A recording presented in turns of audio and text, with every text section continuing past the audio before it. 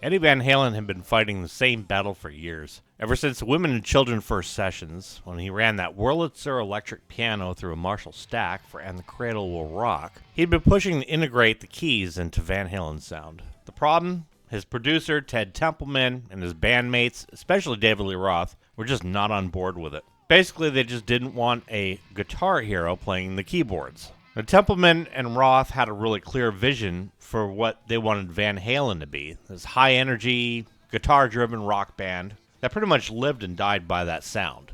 To them, the keyboards were for new wave, pop acts, progressive rock, definitely not in the hands of a guy who pretty much redefined rock guitar. And the fact that most of the fans had actually mistook the Wurlitzer for a guitar on And the Cradle Will Rock was really the only reason why Eddie got away with it so easily. But the idea definitely did not go away.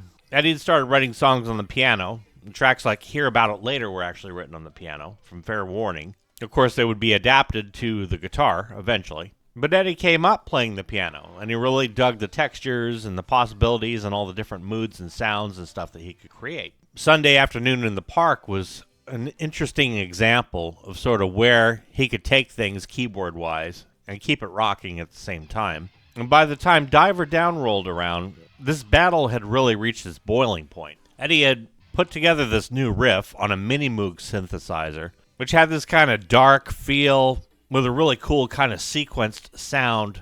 But before he could shape it into something original, Templeman and Roth were like, "Hey man, that would be perfect for a cover of Dancing in the Street." Eddie hated it. He had said that Ted and Dave were really happy, but he definitely wasn't. But that was the last straw. Like, subscribe, thank you. Now, Eddie had been toying with the idea of actually building his own studio, but after Diver Down, it pretty much became a necessity for him. He wanted a place where he could write and record without Templeman or Roth telling him what to do, somewhere where he could actually experiment, and also somewhere where he could actually just work at his own pace. So he built 5150 Studios in the backyard of his LA home, and it wasn't easy. Home studios were not exactly encouraged by zoning laws. So when he applied for the permit, he called it a racquetball court. The city inspector had some questions, though, mostly about why a racquetball court needed 2-foot-thick cinder block walls, concrete reinforcement, and soundproofing. To which Eddie said, "Well, when we play hard." And the studio ended up getting approved. But once the building was up, Eddie and engineer Don Landee got to work on it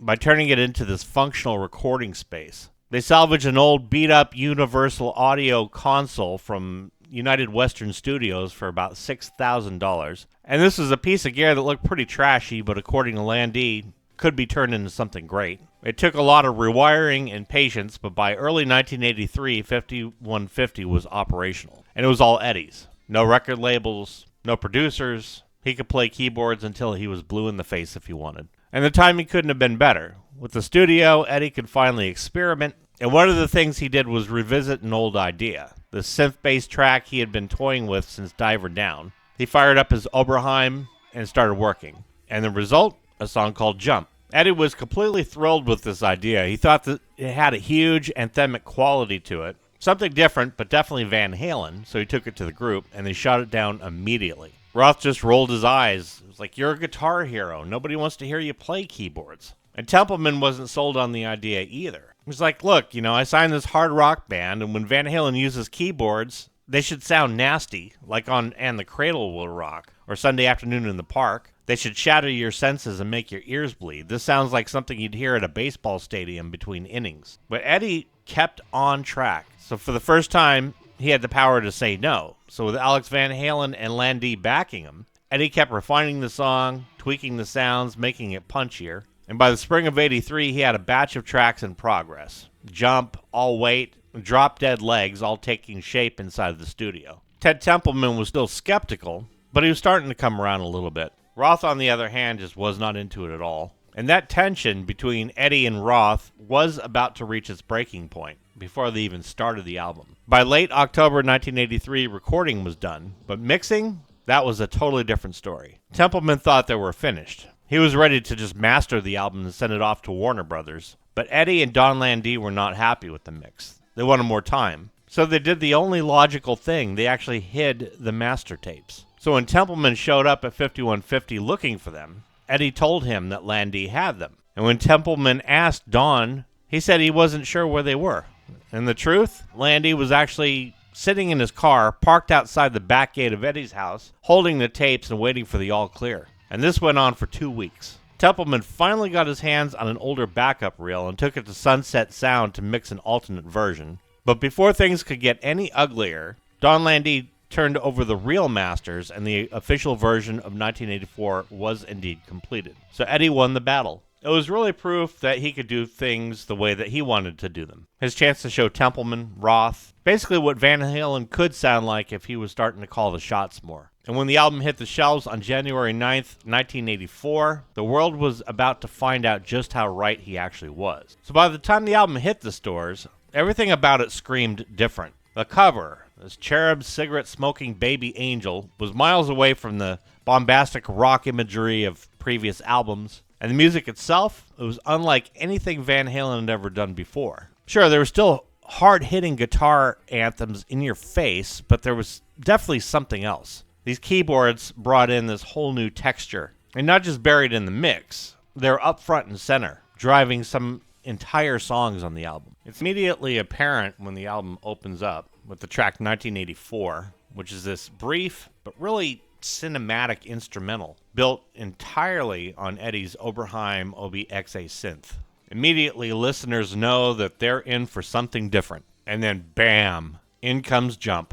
Now, this was the song that pretty much almost tore the band apart at the time. Roth wanted to kill this thing before it even saw the light of day. It was an undeniable stadium-size anthem, powered by those massive, bright synth stabs that sounded like they could level a city block. And Eddie's instincts were dead on, because underneath all of that, it was still Van Halen. The groove, pure Alex all the way, driving the song. But nevertheless, by the time David Lee Roth decided to roll with it, he definitely did his part in making that song pop out of the speakers with some of the catchiest hooks around. Roth's inspiration for the chorus came from kind of a weird place when he was watching the news and somebody was having a crisis atop a building. And the first thought that hit his mind was might as well jump. But that sort of got transformed into more of a might as well take a risk, jump into it. But musically, it was definitely much more complex in a lot of ways compared to their earlier work. While the main keyboard part is pretty simple and catchy, a lot of the bridge sections sounded much more epic. And of course, when it hit that solo section, all of a sudden there was these cascading keyboards going on underneath, with Alex Van Halen kicking out some serious polyrhythms, and Eddie doing some searing pentatonic runs over the top, culminating in this all-out two-hand tapping before the keyboard takes its own break with triplets that sound a lot like Eddie's two-hand tapping. So they kind of melded perfectly into one another.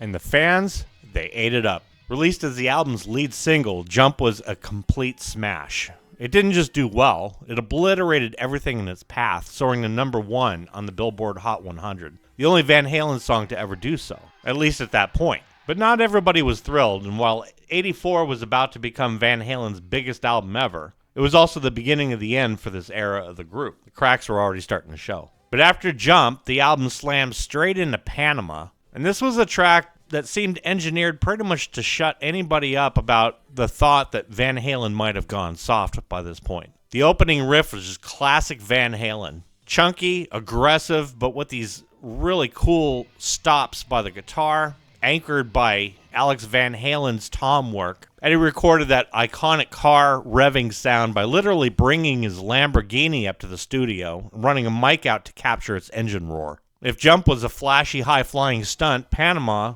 was the muscle car roaring down the strip. And of course, Roth made the lyrics a complete double entendre, where it's seemingly sounding like it's about a car, but it's obviously about something else. Interestingly enough, Led Zeppelin did a song with pretty much the same exact idea, trampled underfoot, back in the day in 1975 on Physical Graffiti. But again, Roth coming in with those insane hooks, with just a really simple chorus where he's just repeating Panama over the top, turned this into such a live staple. And this one's easily one of the most enduring tracks in Van Halen's entire catalog. And then came Top Jimmy. I have a particular affinity to the name and the chorus of this song for some odd reason. But this is one of those deep cuts that really showed Eddie's evolution as a player. Now, this one in particular is highly recommended headphone listening, because for anybody not in the know, it would sound impossible as to how he would have orchestrated all of these layered harmonics, when in fact, he was playing them on a Ripley stereo guitar. What's interesting about this guitar is that the pickup is actually split 6 ways. And on the guitar itself are actually 6 individual panning controls, so that each string could be placed anywhere within the left and right of the stereo spectrum. So Eddie had this thing panned all over the place, and he took full advantage of it. But then he starts going into these rollicking triplet sequences with the notes, with much more of a chicken-picking sound, almost like Van Halen hit the Roadhouse. Top Jimmy was a tribute to James Paul Consec, who was a famous LA club singer, and it really showed a new side of Eddie's playing. His tone was snappy, and the sound was very compressed, and it balanced out perfectly with Alex's fast driving beat. And then continuing with their kind of new driving sound, they kick into Drop Dead Legs, where groove-wise it takes a totally different turn. Starting off with some nice melodic arpeggiated chords by Eddie. It comes flying into this groove that was actually inspired by AC/DC's Back in Black. A bit slower, extremely in the pocket. This was one of Alex Van Halen's standout performances on an album. And you think of it like this: if Panama was the muscle car, this was the slow motion walk through the smoky bar. And the riff was a monster. It's all thick, hanging notes with a swaggering groove going on. And David Lee Roth got a pretty interesting mix in this one as well, where he was starting to get into doubling his vocals a bit more, using kind of a sort of a fast slapback delay on it to give it a bit of depth. And another interesting thing about this song is the way they ended up taking it out at the end, because it was actually the guitar solo that would do that. But underneath, Eddie was actually running through an octave pedal, so he's getting that low octave along with his regular guitar. And he's got these sustaining chords that are supporting that mixolydian progression. And then when he starts soloing, it's something that harkens back a little bit to something like Dirty Movies, where he starts taking things much more in a chromatic direction. It's almost as if he's using the guitar solo as actual texture itself. But it really works perfectly for that fade out where he just keeps on going and getting more adventurous in the solo itself. And then the second keyboard-driven track on the album, All Wait, was nothing like Jump. This one has that kind of brooding, oddly hypnotic feel, and it really kind of stood out as their moody track compared to the rest of the album. And the song had kind of an interesting history, because Roth was having trouble finishing the lyrics. And so Ted Templeman called in a ringer. He called up Michael McDonald of the Doobie Brothers to help. So McDonald ended up actually writing the bulk of the lyrics, but he never made the credit because Roth rewrote enough of them, apparently, to be able to leave him off the credit. Apparently there was no bad blood there, though, because of it. But this one also did become a hit as well. Not quite to the level of Jump, but it is another one of their enduring tracks for sure. And for the guitar solo on All Wait, they went for something that was almost futuristic but yet tight at the same time underneath. And he was just all out grooving over the top of it. And if there's any doubt that Van Halen was still a band built on guitar insanity, Girl Gone Bad erased all of that in a hurry. The intro alone is insane. Eddie's clean, high-speed tapping cascading like water over Alex's rolling drum fills. Absolutely relentless, like a musical panic attack. And Roth's vocals on this one just cut through like a knife. A lot of bravado, and Eddie's solo was just purely face-melting all the way through. And then they actually went ahead and jumped into an older one, House of Pain, which actually predated the first album, when the band was still grinding it out in backyard parties. And House of Pain was really a reminder that even with all the synthesizers going on and everything, Van Halen was still one of the heavier bands that could lay it down like the best of them. The riff was like a sledgehammer, and the whole song had this kind of dark, almost off-the-rails energy, like it was seconds away from just crashing into the wall, but never did. As the album's final notes rang out, one thing was definitely clear. Eddie had changed the game. And 1984 was an unstoppable force. It went quadruple platinum within a year, selling 10 million copies. And it was one of the biggest albums of the decade. Van Halen had evolved, and in the process, they had actually conquered the world in their own way. But unfortunately, the success came at a cost. For one thing, Roth was definitely trying to hog much more of the spotlight any chance he could, making sure that he was getting featured more in videos or trying to. And in the tour that followed, Eddie and Roth were just at each other's throats. The tension was just unbearable.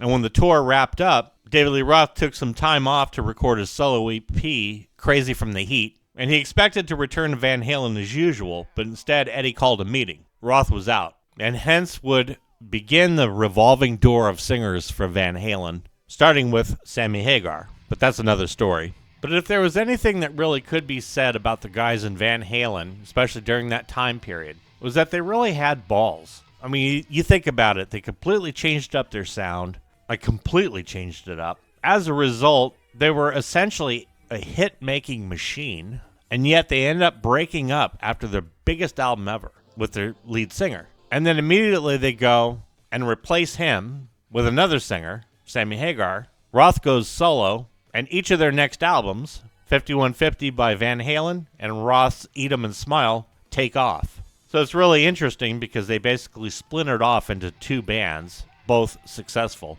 But 1984 was that fork in the road, the real true last stand in the original Van Halen lineup, and it was this album that actually solidified them as legends. Now I've covered Van Halen 1, Van Halen 2, Women and Children First, and Fair Warning, as well as the life and career of Eddie Van Halen. So needless to say, I do have a particular affinity for the group and their members, and I've left all the links below in the description. Thank you so much to my subscribers. You are indeed cooler than fried chicken. And if you haven't had a chance to smack that subscribe button yet, make sure you do. Give it a good whack and also give that like button a good whack. Join the family. I want to thank you so much for watching.